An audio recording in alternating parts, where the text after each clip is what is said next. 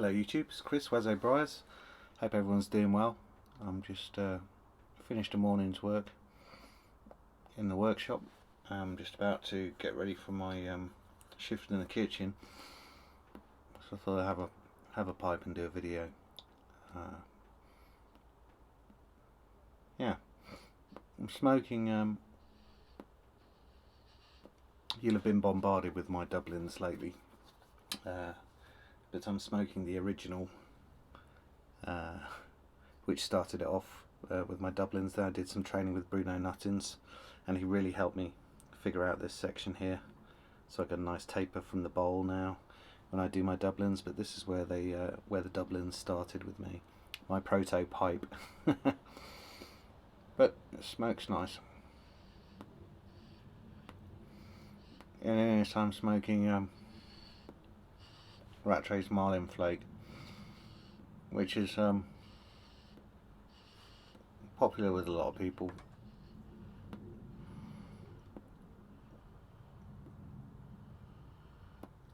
I'll be honest, I can take it or leave it. It's nice, but that's all it is. It's not gonna. I wouldn't want to spend hundreds of euros stockpiling it.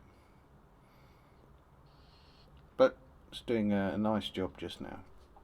So yeah, I finished off a pipe this morning, which was a commission for somebody I know actually locally here.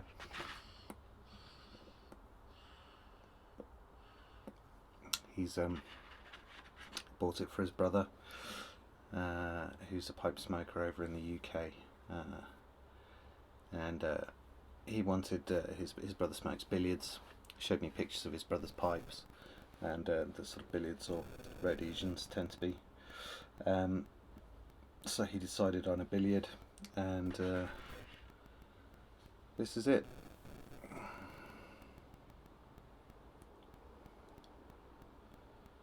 No filter. Nice little light pipe. It was actually a really old block of briar, this. I think it's some old stock from somewhere, but it was like granite.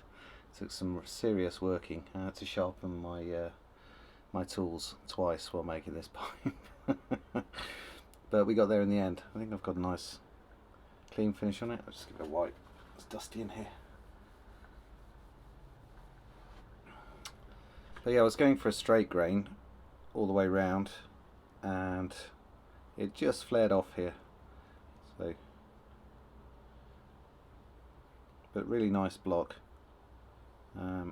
I think his brother's a farmer or something, so you know, it's a good solid piece of wood, very high mineral content. I should think you can hear it. But briar's funny material. Sometimes it's really hard, sometimes really soft and malleable. The only thing that seems to be consistent with that is, but not always, but in terms of the light coloured briar, so it's got enough cut here. So this light stuff compared to some of the darker ones, well, that's even lighter. You can see there, that's almost white.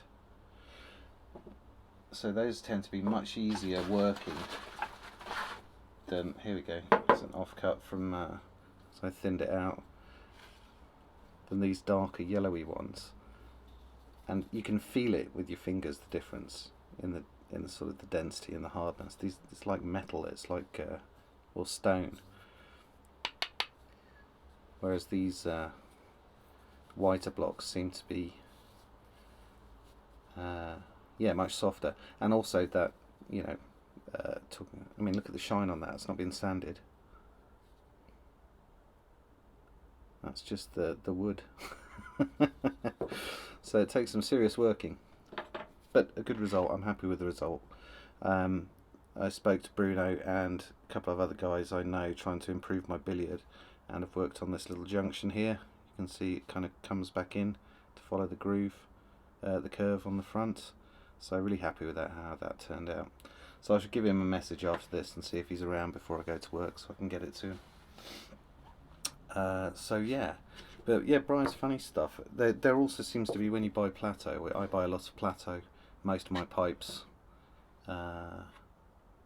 unless someone specifically asks for a rusticated pipe, most of my pipes, all of my pipes, are made from plateau, so I can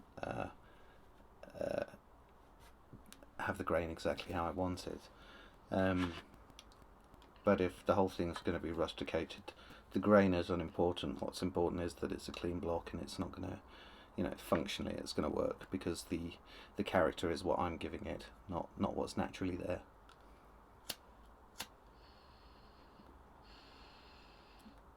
So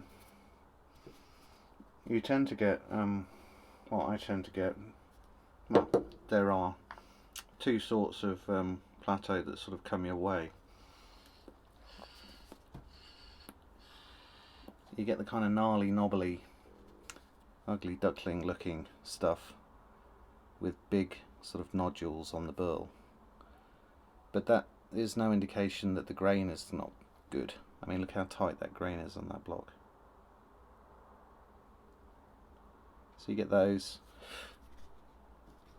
but of course that will affect the look of the bird's eye on top slightly more open, and then you get super tight, more uniform nodules, and again, no indication of what's going to happen inside. You can see here we've got some ring grain happening there on this block. So yeah, and the compacted swirls, then you get these large sort of lines running through them sometimes. I don't know if it's anything to do with pressure that it's under or something. Anyway, yeah, that's briar. This one's from Corsica, and this one's from Italy. So this one will be a lighter in colour one and less dense. The Corsican is much firmer, although this one's pretty dry. I think it's quite old now. Actually put a date on it. 2001. This was bought from the supplier I got it from. Sometimes you get blocks when it's marked. Yeah, 2001. So that's been drying for 21 years. There's not going to be any moisture in that. Anyway, so I got another commission that I'm working on, but it may not be a commission. I'm waiting to hear back from the guy. Sort of, it's nice when people. It's really nice when people give you carte blanche to use your creativity. But it's slightly unnerving because you don't know until they see it what they're going to think.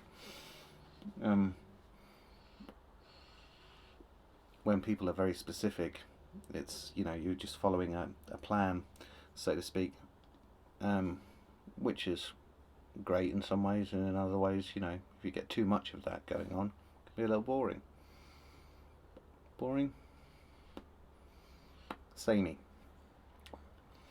So I've spent a good few weeks off my own back making billiards to try and learn the shape, so I'm giving myself a little break and making some other stuff, and then I should get back into the billiards, because I'm still not.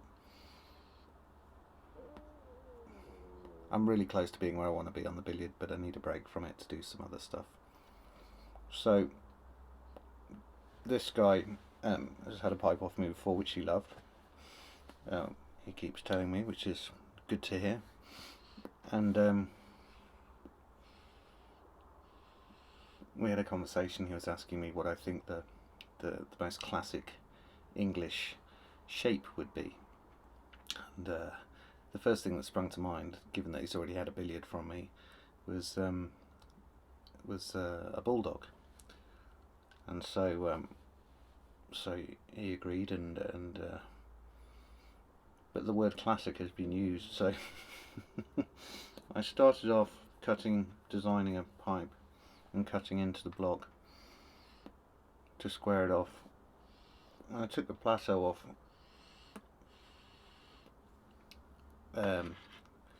as part of the design process, squaring it up,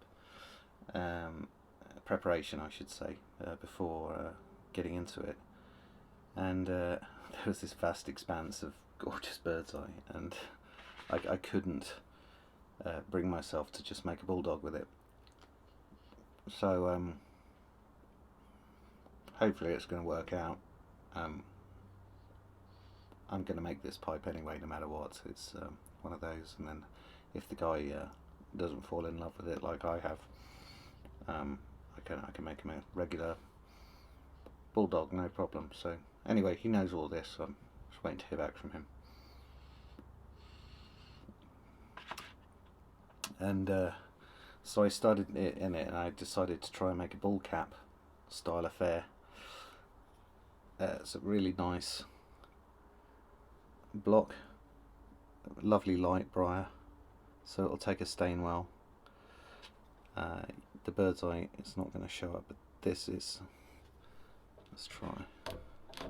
Oh, there goes my light. Is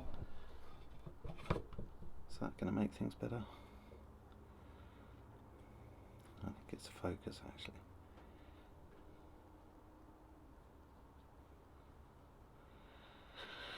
Well, quality camera work again, Chris, but this is absolutely filled with swirling briar. There's a tiny little pit there. It's flat to the briar, but it's just a sort of a dark mark, so definitely going to stain it, I think. And then a lovely straight grain running around the outside. Tapers off a little bit on the angle here, but you can see why. I mean, that was so glorious that I couldn't bring myself to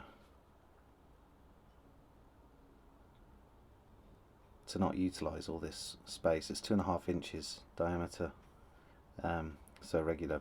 A classic bulldog, to my mind, would be a lot sort of narrower than that. But I just wanted to use it all as much as I could without it looking stupid, if you know what I mean. So yeah, that's what I've been working on today. This is one of those rods from Chris Kelly that are prototype rods, and this is his amber version. Not sure if he's settled on a final name for it yet. I'm not sure if he's finished tinkering with the mixes and the pours, but you can see that that's going to have some really cool sort of swirly action going on as I start cutting into this.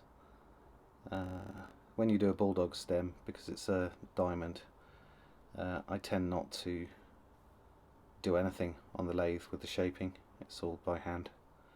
Get it marked out.